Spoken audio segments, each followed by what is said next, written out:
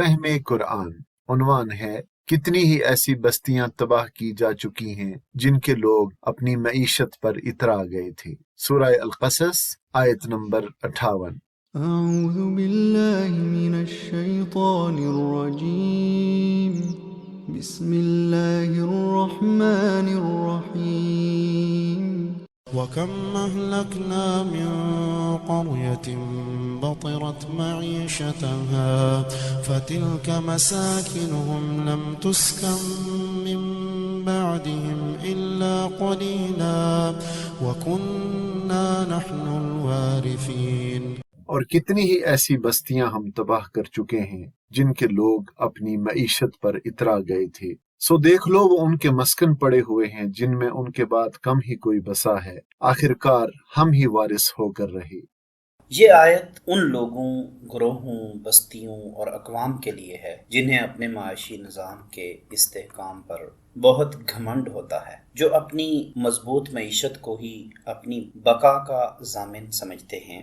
بطرن کا معنی ہے نعمت پر سرکشی اختیار کرنا، بھول جانا۔ اس کا معنی ناشکری اور انکار بھی آتا ہے۔ ہوشیار کیا جا رہا ہے ان لوگوں کے انجام سے جو بطیرت معیشتہا اپنی معیشت پر اترا گئے تھے، اللہ کی بہت سی نعمتیں حاصل کر کے اترایا کرتے تھے اور سرکشی اور بڑائی کرتے تھے اور اللہ سے کفر کرتے تھے، نبیوں کا انکار کرتے تھے اور اللہ کی روزیاں کھاتے تھے اور اس کی نمک حرامی کرتے تھے۔ انہیں اللہ تعالیٰ نے اس طرح تباہ و برباد کر دیا کہ آج ان کا نام لینے والا کوئی نہیں رہا۔ اہل مکہ یہ سوچتے تھے اور کہتے تھے کہ ایمان لانے کی صورت میں ہماری سیاسی برتری اور معیشت تباہ و برباد ہو جائے گی، اور ایمان نہ لائے تو ہماری شان و شوکت، سیادت و عزت، مال و دولت اور اعلیٰ درجے کی ترقی یافتہ معیشت محفوظ رہے گی۔ اور آج بھی کچھ لوگ ایسا ہی سوچتے ہیں، تو خبردار کیا جا رہا ہے کہ جس معیشت پر اس وقت تم اترا رہے ہو، تو جن لوگوں نے تم سے پہلے اپنی معیشت پر گھمنڈ کیا تھا ان کا انجام بھی تمہارے سامنے ہے۔ ان لوگوں نے اسی گھمنڈ میں آ کر تکبر اور سرکشی کی راہ اختیار کی تھی، تو اللہ تعالیٰ نے انہیں اس طرح تباہ و برباد کر ڈالا کہ ان کا نام و نشان بھی باقی نہ رہا۔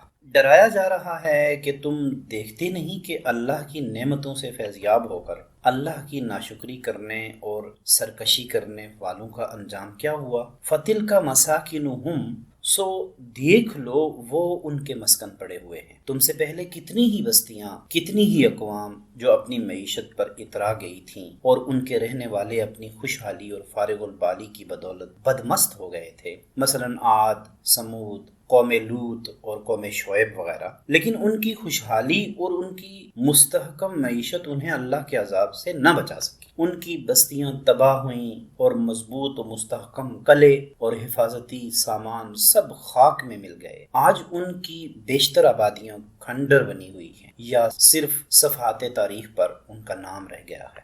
ہم نے انہیں ایسا ہلاک اور برباد کیا کہ ان کی اجڑی ہوئی بستیاں اب تک اجڑی پڑی ہیں۔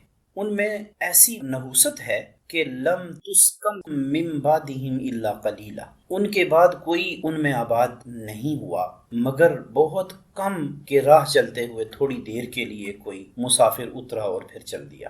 ان کی بستیوں کے کھنڈرات تم دیکھتے رہتے ہو، دیکھو ان کے کھنڈرات سے آج تک وحشت برس رہی ہے۔ پھر اگر تم نے بھی انہی لوگوں کی روش اختیار کی تو کیا وجہ ہے کہ تمہارا وہی انجام نہ ہو جو ان کا ہوا تھا۔ تمہیں ان کے انجام سے عبرت حاصل کرنی چاہیے۔ جس مال و دولت اور خوشحالی پر تم اترائے ہوئے ہو اور جس کے کھوئے جانے کے خطرے سے تم باطل پر جمے ہوئے ہو اور حق سے منہ موڑنا چاہتے ہو، یہی چیز تم سے پہلے کے لوگوں کو بھی حاصل تھی، پھر کیا یہ چیز ان کو تباہی سے بچا سکی؟ وَكُنَّا نَحْنُ الْوَارِثِينَ، یعنی اپنی معیشت پر اترانے اور اپنا معیار زندگی بلند رکھنے والے لوگ مر کھپ گئے، اور ان کی جائیدادیں جن پر وہ گھمنڈ کیا کرتے تھے سب وہیں دھری کی دھری رہ گئیں۔ ان میں سے کوئی باقی ہی نہیں رہا جو ان کے گھروں اور مال و دولت کا وارث بنے۔ بالآخر ہم ہی وارث ہو کر رہے۔ سورۃ الحاقہ میں فرمایا فَهَلْ تَرَى لَهُم مِّن بَاقِيَةٍ، اب کیا ان میں سے کوئی تمہیں باقی بچا ہوا نظر آتا ہے؟ ان کے وارث ہم بنے اور ہر چیز کے وارث ہمیشہ ہم ہی ہوا کرتے ہیں۔